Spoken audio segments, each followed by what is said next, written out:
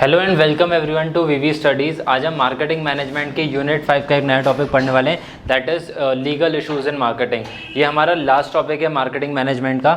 यहाँ पे हम सबसे पहले पढ़ेंगे कि क्या लीगल इश्यूज़ आ सकते हैं, जैसे कि रिटेल प्राइस मेंटेनेंस। ये एक बहुत बड़ा प्राइस इशू फेस करना पड़ता है ऑर्गेनाइजेशन को भी, इंडस्ट्रीज़ को भी और गवर्नमेंट को भी। और इसका जो सबसे ज़्यादा ड्रॉबैक फेस करना पड़ता है that is of customer, because customer को एक्चुअली इस चीज़ के बारे में बहुत ज़्यादा पता नहीं होता है।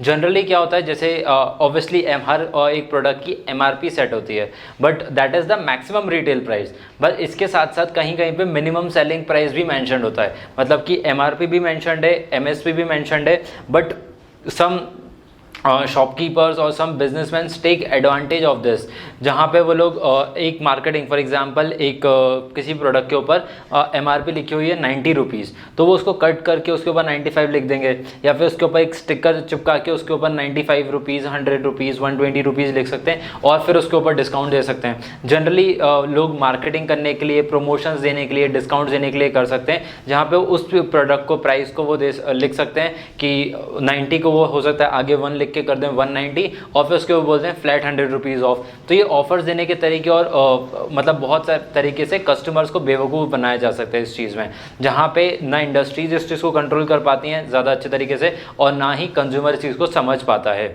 जनरली हम कोई प्रोडक्ट लेते हैं, अगर हम कोई डेली बेसिस पे कोई प्रोडक्ट ले रहे हैं तो उस चीज़ के हम MRP पे बहुत ज़्यादा फोकस नहीं करते हैं। कुछ ऐसे प्रोडक्ट्स होते हैं जो कि हम वंस अ ईयर या फिर कुछ महीनों में खरीदते हैं, तो ऑब्वियसली उसकी MRP पे ज़रूर देखते हैं, बट जो हम डेली जो कमोडिटीज़ को परचेज करते हैं उसकी MRP को इतना ज़्यादा नहीं देखते हैं। Next is cancellation of agreement. जो एग्रीमेंट्स, जैसे कि फार्म लॉ का अगर हम एग्जांपल लें तो फार्म लॉ में एक ये भी चीज़ की दिक्कत थी कि जो फॉर एग्जांपल एक उसके अंदर लॉ के अंदर एक पॉइंट था जहाँ पे जो एग्रीकल्चर गुड्स हैं वो डायरेक्टली इंडस्ट्रीज़ के साथ कॉन्ट्रैक्ट बेसिस पे मैन्युफैक्चरिंग कर सकते हैं या प्रोडक्शन कर सकते हैं बेसिकली। जैसे कि अगर लेस कंपनी है तो लेस कंपनी को चिप्स बनाने के लिए पोटैटो चाहिए, तो वो पोटैटो फार्मर्स के साथ में कॉन्ट्रैक्ट कर सकते हैं। बट यहाँ पे फार्मर्स को इस चीज़ का ड्रॉबैक लग रहा था कि that they are not so educated about this thing. जो इंडस्ट्रीज़ हैं, जो बड़े बड़े ऑर्गेनाइजेशंस हैं, वो इनका फ़ायदा उठा सकते हैं, because obviously most of the farmers in India are illiterate, they don't know much about the legalities. तो वहाँ पे उनका गलत तरीके से फ़ायदा उठाया जा सकता है और ऐसा एक्चुअल में होता भी है, not at a very larger scale, but there are situations जहाँ पे फार्मर्स को या छोटे कॉन्ट्रैक्ट मैन्युफैक्चरर्स को इन चीज़ों का ये चीज़ें फेस करनी पड़ सकती हैं। Next is product quality laws and control. जैसे कि अगर हम FDI की रेगुलेशंस की बात करें, FDI is basically food department of India, तो जहाँ पे food department of India regulate करता है मेडिसिन को या फूड बेवरेजेस को। फॉर एग्जांपल जैसे अगर आप कोई मेडिसिन कंज्यूम कर रहे हैं या फिर अगर आप कोई वैक्सीन कंज्यूम कर रहे हैं तो दैट इज़ उन्होंने रेगुलेशंस किए हुए इस चीज़ों पे ऊपर और गवर्नमेंट से प्रॉपर अथॉरिटीज़ से उन्होंने इस चीज़ को सैंक्शन कराया हुआ है, उन्होंने इस चीज़ का लाइसेंस लिया हुआ है, सर्टिफिकेट्स लिया हुआ है अप्रूवल का from government, from regular authorities. Next is packaging laws. Again जैसे हम अगर वैक्सीन की बात करें तो वैक्सीन कुछ ऐसी वैक्सीन हैं जिनको डेटा पर्टिकुलर टेम्परेचर पर रखना पड़ता है, जैसे कि जो वैक्सीन अमेरिका में बनी है, रशिया में बनी है, उन वैक्सीन्स को बहुत कम temperature approximately -10 to -30-40 degree Celsius इतने कम टेम्परेचर पर रखना पड़ता है। तो इन हर एक पर्टिकुलर प्रोडक्ट के खुद के पैकेजिंग लॉज भी होते हैं कि जो कि गवर्नमेंट को अवॉइड करने पड़ते हैं और गवर्नमेंट लगाते हैं वो रेगुलेशंस, उस तरीके के एक्ट्स बनाए हुए हैं जो आपको पैकेजिंग के टाइम पे फॉलो करना पड़ेंगे as an organization. For example जैसे मिंत्रा हुआ, फ्लिपकार्ट हुआ, अमेजॉन हुआ, जो कि जनरली इनका काम पैकेजिंग का ही है और डिस्ट्रीब्यूशन का ही है, तो उनको इस चीज़ के ऊपर ज़्यादा फोकस करना पड़ता है। Next is warranty and after sales. Generally हम जब प्रोडक्ट खरीदने जाते हैं तो हमें जो शॉपकीपर्स होते हैं, जो लोकल शॉपकीपर्स होते हैं, वो हमें बोल देते हैं कि हाँ इसके ऊपर 1 साल की वारंटी है, इसके ऊपर 1 साल की गारंटी है। हम आपको, अगर आपका ख़राब हो गया प्रोडक्ट तो आपको घर पे आके सर्विसेज दे के जाएंगे, और फिर अगर आपका प्रोडक्ट ख़राब हो गया आप उसको कॉल करते रहते हो और वो आता ही नहीं है। तो ऐसे टाइम में आप कंज्यूमर फोरम्स को यूज़ कर सकते हो, बिकॉज यहाँ पे आपके साथ एक लीगल इशू हुआ है मार्केटिंग में। उन्होंने अपने प्रोडक्ट को सेल करने के लिए या उसके सेल्स बढ़ाने के लिए उन्होंने इन तरीके के टैक्टिक्स को यूज़ किया था, जहाँ उन्होंने बहुत अच्छे प्रमोशंस को यूज़ किया था, बट अब वो उन सर्विसेज को प्रोवाइड नहीं कर रहे हैं, तो यहाँ पे आपके साथ एज अ कंज्यूमर गलत हो सकता है। लास्टली पेटेंट, ट्रेडमार्क और कॉपीराइट। ये भी एक तरीके के सोशल इश्यूज़ हैं जहाँ पे लीगैलिटीज़ में बहुत ज़्यादा प्रॉब्लम्स आती हैं। जैसे कि आप बिस्लेरी प्रोडक्ट देखोगे तो बिस्लेरी से ही रिलेटेड काफ़ी सारे बिल्सेरी वगैरह नाम से प्रोडक्ट आते हैं। अगर आपने नाइकी यूज़ करा होगा तो नाइकी के आपने कॉपी प्रोडक्ट्स देखे होंगे जहाँ पे आपका पेटेंट चुरा लिए जाते हैं, आपके ट्रेडमार्क से आपके कॉपीराइट चुरा लिए जाते हैं। यहाँ पे सिर्फ कुछ कंपनीज़ के बीच में जनरल जो लीगैलिटीज़ होती हैं, ऑब्वियसली यहाँ पे जो लीगल वर्क आता है वो कंज्यूमर और कंपनी के बीच में नहीं आता है, यहाँ पे दो कंपनीज़ के बीच में आता है। जैसे कि एडिडास का अगर किसी ने कॉपी प्रोडक्ट निकाल दिया है एबिबास, तो उन दोनों एबिबास के ऊपर आप केस कर सकते हो कि उन्होंने आपका पेटेंट चुराया, उन्होंने आपका कॉपीराइट चुराया, उन्होंने आपका ट्रेडमार्क चुराया है या उसको कॉपी करने की कोशिश करी है। ऑब्वियसली आप एबिबास में नहीं कर सकते, बट उनके ऊपर आप केस कर सकते हो कि हमारा प्रोडक्ट को यूज़ करते हुए सेल करना चाह रहे हैं। सिमिलरली अगर आप फैशन डिज़ाइनर और अगर आपने कोई ड्रेस डिज़ाइन करी है, आपका ड्रेस का डिज़ाइन अगर कोई चोरी कर ले, अगर आपका अगर आप आर्किटेक्ट हो, आपका इंटीरियर डिज़ाइन कोई अगर चोरी कर ले या फिर एक हाउसिंग डिज़ाइन चोरी कर ले, तो उसके ऊपर आप केस कर सकते हो। नेक्स्ट, गवर्नमेंट ने क्या लॉज बना के रखे हैं। गवर्नमेंट ने ऑब्वियसली बहुत सारे लॉज बनाए जिसमें से हम कुछ एसेंशियल लॉज या एक्ट्स को यहाँ पे पढ़ने वाले हैं। सबसे पहले आता है MRTP एक्ट। MRTP एक्ट में क्या है, restrictive trade practices and monopolistic approach. सबसे पहले जो ट्रेड प्रैक्टिसेस होती हैं, जैसे कि जनरली इंपोर्ट और एक्सपोर्ट की अगर हम बात करें या फिर अगर हम डोमेस्टिक में भी बात करें, फॉर एग्जांपल अगर कोई प्रोडक्ट दिल्ली में बन रहा है तो वो दिल्ली से इंडिया के अलग अलग रीजन्स में जाएगा। तो अलग अलग जब ज्योग्राफीज में अगर आप एक पर्टिकुलर प्रोडक्ट को सेल कर रहे हो तो आपको सेम प्रोडक्ट सेम प्राइस पे बेचना पड़ता है। जनरली कुछ जैसे हम पेट्रोल की अगर हम बात करें तो पेट्रोल के प्राइसेस हर जगह अलग अलग होते हैं। दिल्ली में जैसे कि ऑलमोस्ट सबसे सस्ता पेट्रोल दिल्ली में मिलता है, अंडमान निकोबार में काफ़ी सस्ता पेट्रोल है, बट अगर हम MP राजस्थान में देखें तो कंट्री में सबसे ज़्यादा महंगा पेट्रोल यहाँ पे मिलता है। तो जहाँ पे ज़्यादा महंगा पेट्रोल है वहाँ पे ट्रांसपोर्टेशन कॉस्ट भी ऐड हो जाएगा। तो अगर आपको प्राइस में फ्लक्चुएशंस दिखाना है तो आपको रीज़न भी शो करना पड़ेगा कि आपने जब प्राइस में डिफरेंशिएशन शो किया वो ऐसा क्यों किया है।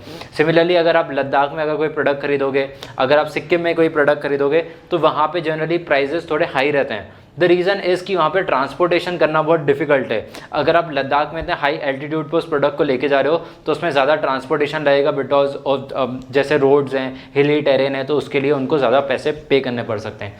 Next is monopolistic approach. अगर कोई कंपनी जानबूझ के चाह रही है कि वो ज़्यादा ज़बरदस्ती आपके ऊपर मोनोपोलिस्टिक अप्रोच अपनाना चाह रही है, मोनोपोली क्रिएट करना चाह रही है अपना मार्केट में, जैसे हो सकता है ऑब्वियसली नॉट मोनोपोली नहीं आ सकती टेलीकम्युनिकेशन सेक्टर में, बट डुओपोली वाली सिचुएशन क्रिएट हो सकती है जहाँ पे हमें पता है कि BSNL के पास ऐसा बहुत ज़्यादा मार्केट शेयर है नहीं और कंटिन्यूसली वोडा आइडिया का मार्केट शेयर डिक्लाइन कर रहा है। So because of the declining market share तो एयरटेल और जियो इस चीज़ में ऑब्वियसली मार्केट शेयर गेन कर रहे हैं और वो अपनी डुओपोली मेंटेन कर सकते हैं। इस डुओपोली की वजह से कंज्यूमर्स को बहुत ज़्यादा फेस करना पड़ेगा बिकॉज जिस तरीके से वो अपने प्राइस हाइक कर रहे हैं दैट इज़ उसकी वजह से कंज्यूमर्स को इसका लॉस बेयर करना पड़ रहा है। Next is import and export control act, जो कि जनरली गवर्नमेंट पॉलिसीज इसको कंट्रोल करती हैं, गवर्नमेंट कंट्रोल करता है। जैसे कि अगर हम रिसेंट टाइम्स में देखें तो शुगर, व्हीट, राइस, इन पर्टिकुलर चीज़ों के एक्सपोर्ट के ऊपर बैन लगाया गया है। बैन सिर्फ ऐसा लगा कि आप बिल्कुल भी एक अन्न का दाना भी, एक व्हीट का दाना भी अगर आप एक्सपोर्ट नहीं कर सकते, ऐसा नहीं है। एक पर्टिकुलर लिमिट दी गई है और वो लिमिट बेस्ड है पिछले फाइनेंशियल ईयर में।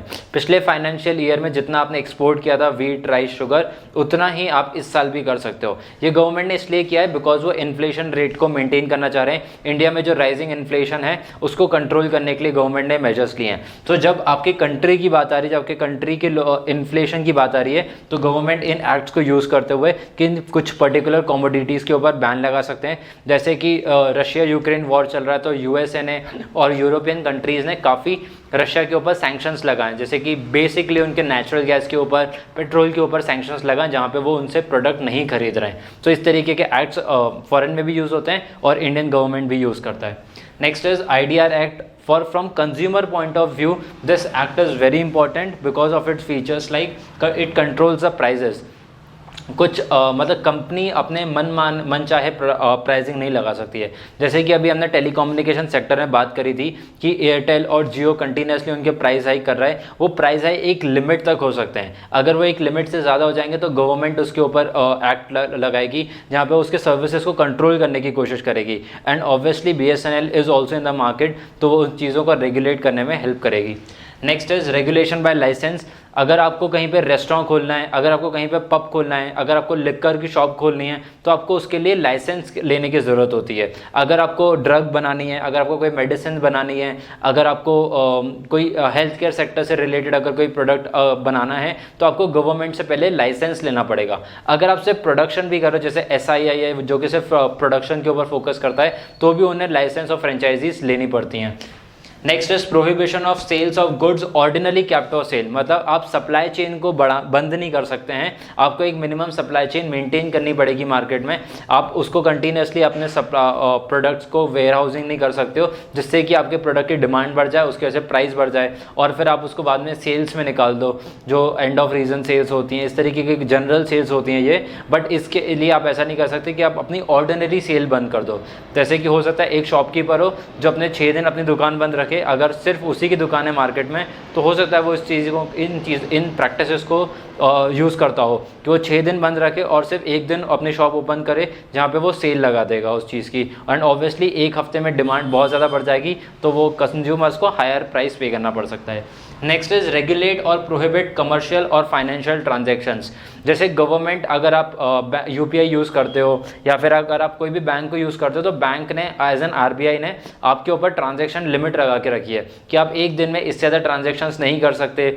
आप अगर एक से ज़्यादा एक पर्टिकुलर लिमिट से ज़्यादा अगर आप ट्रांजैक्शंस करोगे तो उसके लिए आपको एक्स्ट्रा मनी पे करना पड़ सकते हैं, आपके ऊपर पेनल्टीज लग सकती हैं। तो ये कॉमर्शियल और प्राइवेट फाइनेंशियल ट्रांजैक्शंस दोनों में ही लगते हैं। Next is essential commodities act. It is similar to the IDR act. जितने भी पॉइंट्स हमने IDR एक्ट में पढ़े वो सेम सारे पॉइंट्स होते हैं एसेंशियल कमोडिटीज एक्ट में भी, बट यहाँ पे हर एक कमोडिटी के ऊपर एक्ट नहीं लगता है,